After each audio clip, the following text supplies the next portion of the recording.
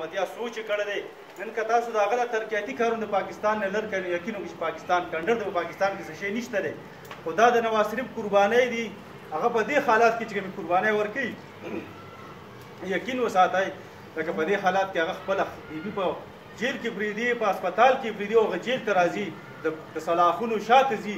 دا هغه د قوم دپاره قرباني ده. خو زمونږ کمی دی، مونږ هغه اواز قوم ته نه رسو. نو زه دا وایم موږ په دغه ایجنډه راغونډ شوي یو چې موږ په دې چمله کې دې نه آغاز وکړو چې یاره موږ د خپل ملګري یو رابطه شروع کړو د خپل دغه مشر د اواز. او نن الله د الله پاک رحم دی چې موږ د خدای پاک کامران په شکل کې کوم یو ینګ قیادت راکړی دی، یو جوان قیادت راکړی چې د غرسو کې د رسېدی شي، غوړ باندې تېروتی شي، هر په رتلی شي. نو چې موږ د ده نه کار واخلو، د ده کار اخیستل دا زموږ کار دی چې موږ د ده نه کار واخلو. که زه ګیله کوم نو زه دسره رابطه نه کوم، وایم زما غم له رانغی، زما ښادی له رانغی، دا کامې په ما کې دی. که زه درته ووایم دی به هم راځي، پلار به هم راځي، دواړه به راځي، خو زموږ رابطه نشته دی. نو چې کله زموږ رابطه کمزوري نو موږ به دغسې د یو بل نه خفګان، د یو بل نه پسېړ یو. نو په دغه معامله کې ما دا سوچ وکړو چې یاره ممکن یو بل سره د خپل ملګري دا خپلې خبرې یو بل سره وړاندې کړو.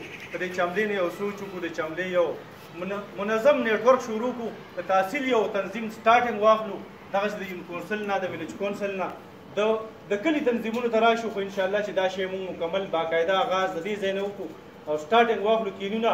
نن دا یو آغاز دی، د آغاز موږ د دې ځای نه انشاءالله چې موږ بسم الله کړی دی. زه وایم چې دا آغاز به د پی کې 22 کومه حلقه چې دا د چملې نه شروع شو، پی کې 22 به انشاءالله اولي بیا به پسې بونیر راوچتي کړي، ټول بونیر او حالات به بدلېږي انشاءالله. کامران خان نو موږ هغه توقع او امید شته دی چې خدای پاک په دې کوم صلاحیتونه ورکړي دي زموږ چې ډېر زیاته تمه ده الله پاک په هغې باندې زموږ په امیدونو باندې پوره راولي. هغه په دې کم عمرۍ کې چې خدای پاک دله کوم سوچ فکر ورکړی دی د الله پاک رحم دی. که په بل سایډ موږ د دوی په خانداني دغه باندې نظر وساتو نو زه وایم چې په یو کم دور کې دوی پلار منسټر پاتې شوی دی، مشیر پاتې شوی دی، ډسټرکټ ناظم پاتې شوی دی. خو د خدای په رحم به دا څوک ونه وي چې دې سړي د 1 روپۍ کرپشن کړی دی. د چا نه یې په نوکرۍ روپۍ اخیستې ده، د چا نه یې په بدلۍ اخیستې ده، د چا نه یې په ټیکه کې اخیستې ده. نو موږ د الله په میدان کې د قوم ته هم سور خورو یو او انشاءالله الله ته هم سور خورو. دغسې زموږ